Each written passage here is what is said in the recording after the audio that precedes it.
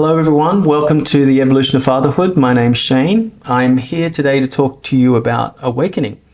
This is the third video in the set where we talk about my current situation and my current awakening experience and how I'm halfway through or feeling like I'm a partway through this journey and how that journey has, been connected to all the other awakening experiences that I've had. So my name is Shane. I'm 53 years old. I've lived in Bali for 11 years now. I'm going on, next April will be 12 years. I have my own business here. I do marketing and project event production. And this video is about my spiritual awakening now. And how I called it in.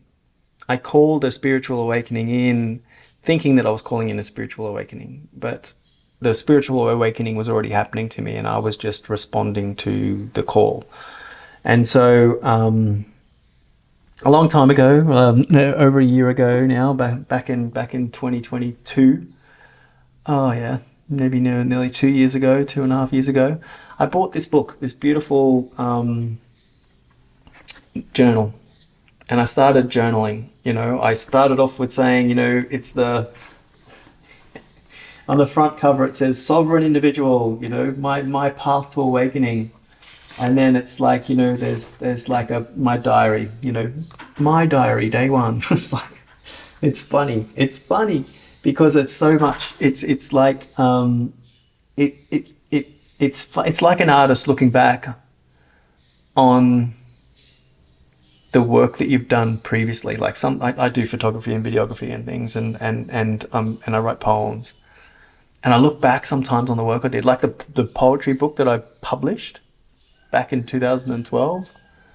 My gosh, like it's got so many spelling mistakes, and I remember when it was getting proofed that I said to the publisher, I said, no, the spelling mistakes have got to stay because that's who I am. That's part of the novelty of the book. But I look back now, I went, no, there could be a creative way of misspelling rather than being, an uneducated way of misspelling. So anyway, it's only my judgment. Everyone that talks about it and reads that heartfelt poetry book that I published loves it, and especially my mum. My mum on her deathbed, she was like in palliative care, and I remember walking in and she was sitting up. She had all this stage 4 cancer, and she was just bright as a button, and she looked at me as I walked in, and I noticed she had 2 friends either side of her bed, and they both had 2 books. Like one was the published book and one was the unpublished book at the time, the second poetry book. And she said, "Hi Shane, they're reading your book." But I remember like feeling how proud she was. And I didn't know when I was writing that book, that it was about, my mum and how she would pass away, and that those poems would mean so much to them, or to her, and the pride that she felt from that. So we never know, but it's all part of, and that may have been her awakening experience, or part of her awakening experience is going, yes, I did. I'm so proud of what I've done, what I've achieved. My mum's, the way I look at my mum's awakening is that I believe that she saw me as a positive part of her awakening, which may have been interlooped into my awakening all along. And if you've heard the first 2 videos, you probably understand that, there was a lot of, especially the 13-year-old me, mum had a lot to do with that. Like mum was probably the least of the problem that wanted me to leave and go on my awakening experience. The other things that were happening around us was more predominant, but my mum was probably the least. So she probably had the most, the most questioning around why I needed to leave. So anyway, but yeah, this diary, and I'm like, I've got all my little secret crushes, and it's like, it goes through, it reads like a novel. And I it makes me giggle every time I look at it, because now I'm looking at the end of it when things are getting so serious, right? Like this awakening at 53 is no joke. It's no joke. It's like this is so profound that it's almost scary. And I don't want to talk anybody out of it, but holy guacamole, had I have known that what was going to take place, because I was coming from a place of health and wealth. I'm like living in Bali. I'm doing okay. I've got like a good job. I've got a good income. I've got a good outlook. I've got investments. I've got, things that are growing in the background that I can, and some major runs on the board. And so my future looks really bright, and it still does. But as part of this awakening journey at my 50s, or I'd say 51, it probably kicked in. But that's when I started thinking about it. But 52 was when I actually bought the journal and said, let's go. And the whole universe shifted once I did that. But yeah, the spiritual awakening part was I coming to a point where I'm like, I need to do this on my own. I'd separated from my partner. During COVID, we all had to batten down the hatches. I stayed in Bali while the world went into, the mode of, the COVID. Oh, sorry, we can't say COVID, can we? Once the world went into lockdown, I stayed here in Bali with my family, and we kind of, felt like this was the best place for us to be at the time, not knowing what was going to happen. But what happened was we didn't get a chance to separate properly. We lived in a resort all together, but we didn't move out. Like I lived in another room. We saw each other every day. My son was able to see us all the time. So that was a really big thing for us going through the first year of separation, was that we all still lived together, right? So it was important for my son in the process. So I put my own needs and desires in the background for that. And then, then we moved out into another place, and I felt like, that I'd found a place that was secure, that she would be happy and secure in. And then it came to me that I've got to move out. I've got to go and find my own space, and that coincided with me starting on my journey. So I found a villa right next to my son's school. So I knew that strategically I was positioned right next to his school, so he could just walk in and out every day. If there's any delay in pickups or anything, he can still come here and wait. And so I'd see him most days. So I thought that's a smart thing to do. So the villa hadn't been lived in for 3 years. This villa was like, very run down. The pool was super green. There was like, no gardens. There was like, nobody had lived here for 3 years. So I spoke to the owner and I said to him, I want this villa, and I want to do it up a bit. I need it painted. I needed to fix it up so that I could live in it. And which was, if anybody's been here, it's a nice villa. But it was my first stand to say, hey, if I'm going to go through an awakening experience, this is where I'm going to be. So that's what I did. I moved in. I got, built a nice little studio. I even wrote it in here. Look, I even made it in my journal. Like when I was writing my journal, I was like, this is what I'm going to do. My lover was in here. My where I want to work from, what I want to do, how I want to do my stuff. I don't know where it is. I normally can find it quite quickly, but today it seems to be hiding from me. Maybe I showed it in another video anyway. But yeah, I did a lot of visualizing before I came, so I knew what I wanted to do and how I wanted to do it. I wrote my abundance money tree, right? Like knowing that these are my branches of my income. This is my beautiful partner beautiful new partner that I was going to meet. I know my love, I remember you. I know we will find each other because you're looking for me. And then I made this, which was my work from home, office.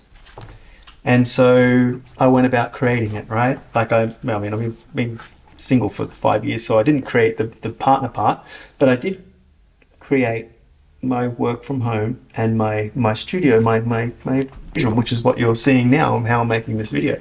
So yeah, I wrote all these things in and I created them to make them happen.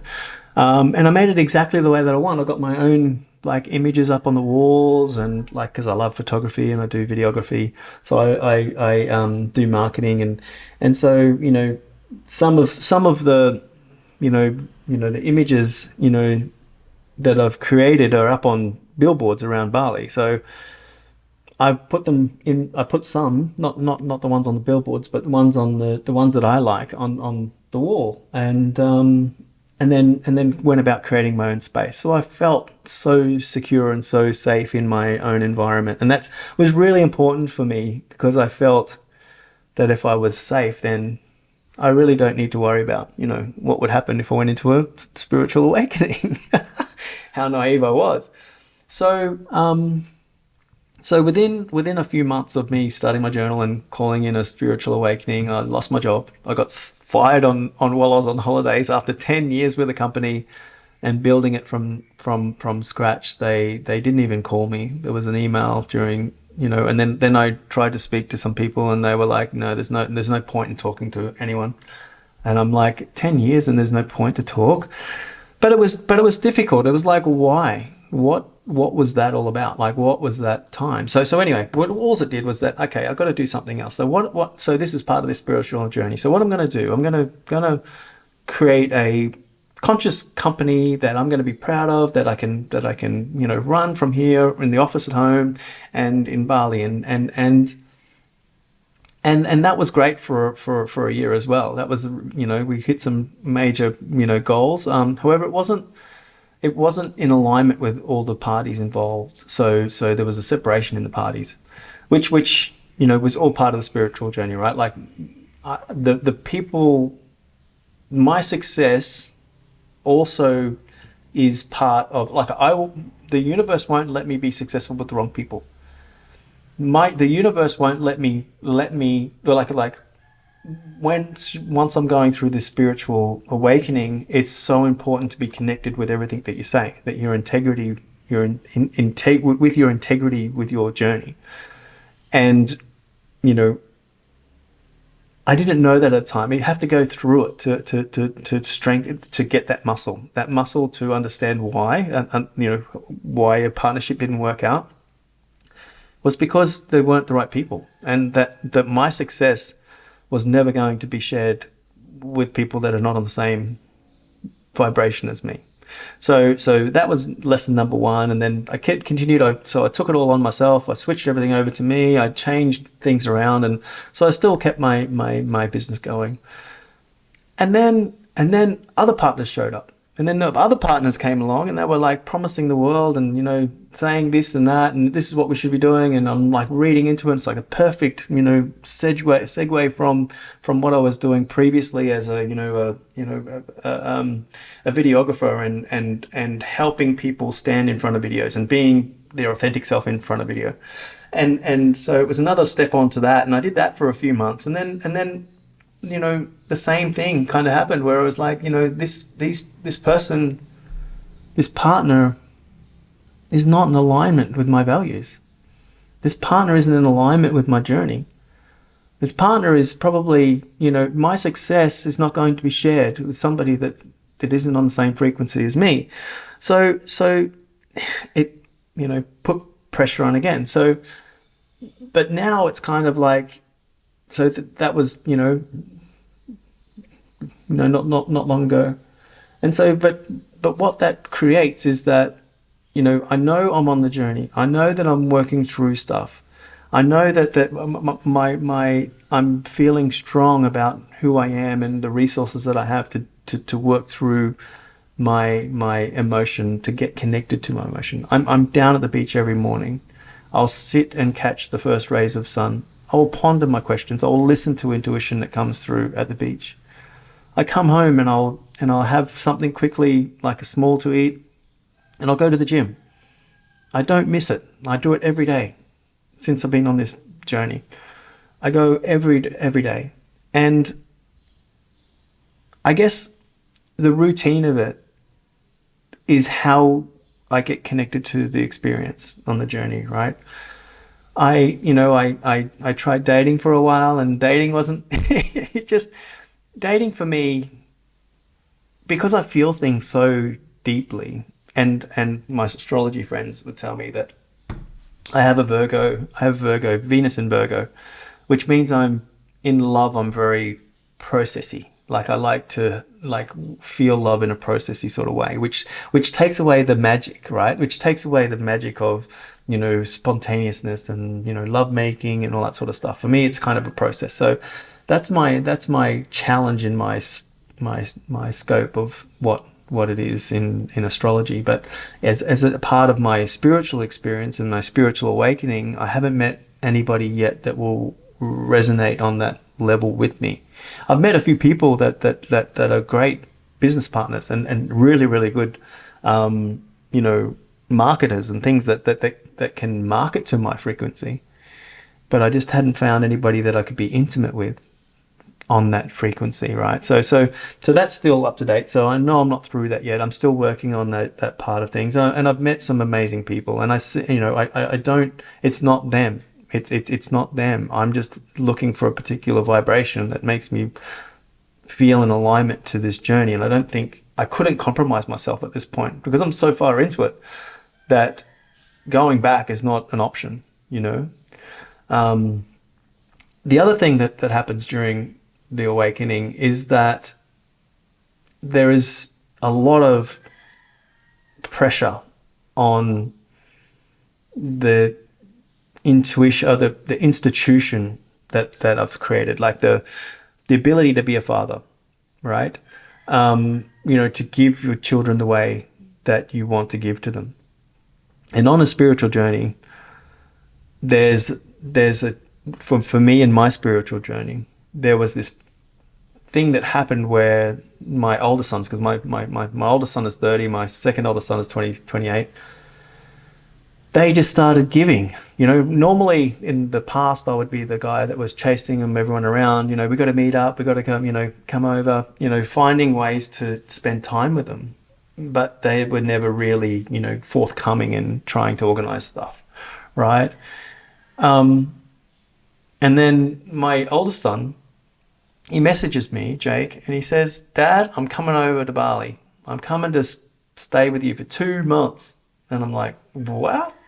Like, that's so amazing. Like we've not spent 2 months together since he was since he was 5 years old, because we've always been co-parenting. So there was never really a long period like that where we just had each other. And I remember thinking to myself, like, why now? Why, like, I'm going through this spiritual journey and, finances are really tough. Finances are really, really tough while you're going through this. I don't know if anybody else had that experience. I'd love to hear if you should, if you had the same experience when you were going through your awakening experience. But he came along and he changed his job at the same time. So when my 10 year, we were actually together in Komodo Islands in Indonesia when I got the email to say that I wasn't required anymore, right? So he was finishing his job at the same time, but he got his 10 years payout. Like, I was probably removed, so I didn't get my 10 years payout, right? So that was the difference. But he came back in October and I remember going to, like, we were taking my son to his younger brother to like the shopping center or whatever. And he said, "Dad, I want to buy you a pair of shoes." And I'm like, "Why?" Like, he's never bought me anything before. And I was like, a part of me was like, no. And then he said, "No, I'm going to buy you a pair of shoes." And he goes, "I want you to buy the ones that you want." And then I thought, well, maybe part of this journey, this awakening journey, is being able to receive. being able to receive from your son, which is somebody, he's 30, he's well established, he's got his own business now. And so I accepted and I said, thank you. And, I chose my shoes and we signed up to the gym. And so we went to the gym every day together. Well, the 2 months that he was here, we hit the gym together every day and got bonded over gym. But he said to me, why don't you pick the $300 pair of shoes? Because the $100 shoes is fine. It's like, that's all I wanted. That's what I wanted at the time. So I already had like my own shoes that were, good quality shoes anyway. So, but it was more the fact that I wanted, that I have to let them help. I've got to let my sons be able to feel a part of my journey. It's not like it's all about me now. It's about them. They're noticing what I'm going through. They're noticing what the development in me is. And, I was in Brisbane only a few weeks ago, and they both drove up to Brisbane. Like, they live on the Gold Coast, and then they drove up to Brisbane, picked me up, took me out to dinner. We went and, watched a movie. We went to the football, went to watch the football at the pub. And, I was just really humbled by that. Like, there's a humbling that happens, right? Like, I get it now. It's not about being everything. It's about being connected to everything, but not having to be everything.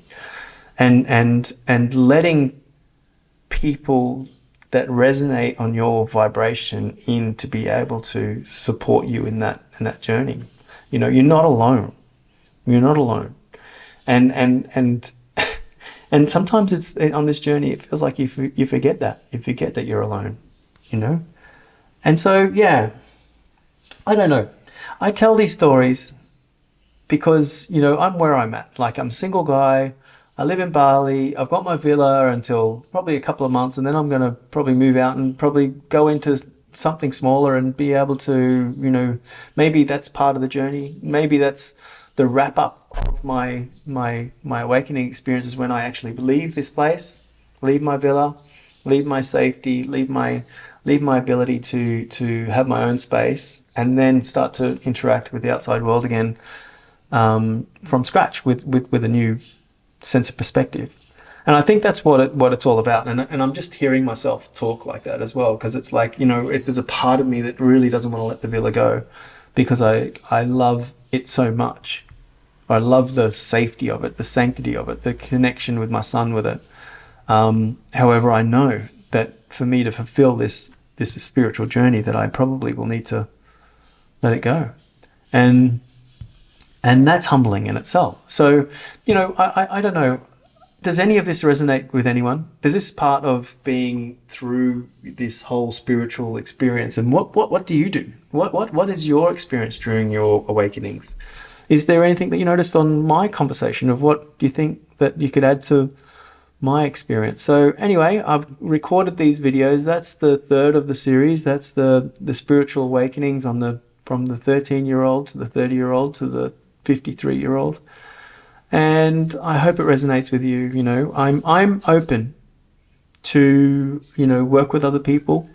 I'm open to having conversations around your awakening experience, or even if you're at the beginning and saying, well, Shane, I hear you. I want to go on my spiritual awakening, but I don't know how to start. I don't know where it is that it needs to start, and how do I prepare for that, or how do I really get the most out of it?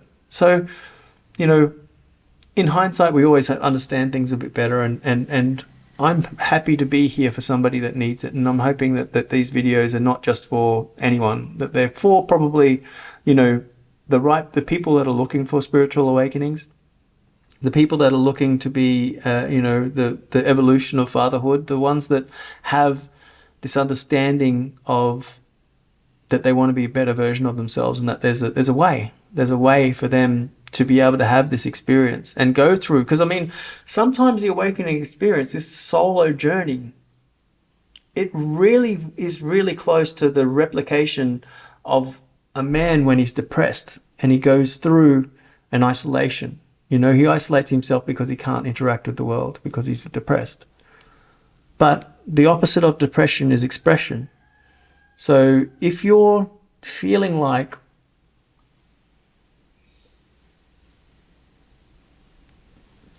you have depression, or just really check in to see if you need help or that you are going on a awakening experience. Yeah, don't automatically think that it's a depression or something that's going to hinder you.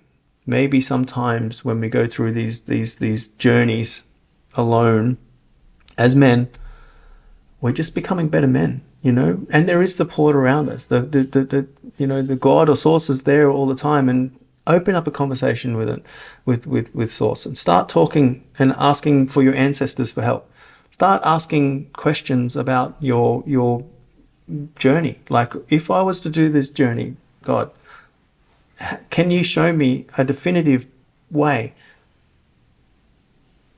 in a definitive way, how I'm going to be able to be supported during this? Because I don't, in the situation that I'm in, I don't feel like I can make the first step alone. Can you just show me the first step? You know, that's all that needs to happen. So you've got support there if you need it. Anyway, let me know what your thoughts are on this video, and I look forward to catching up with you next time.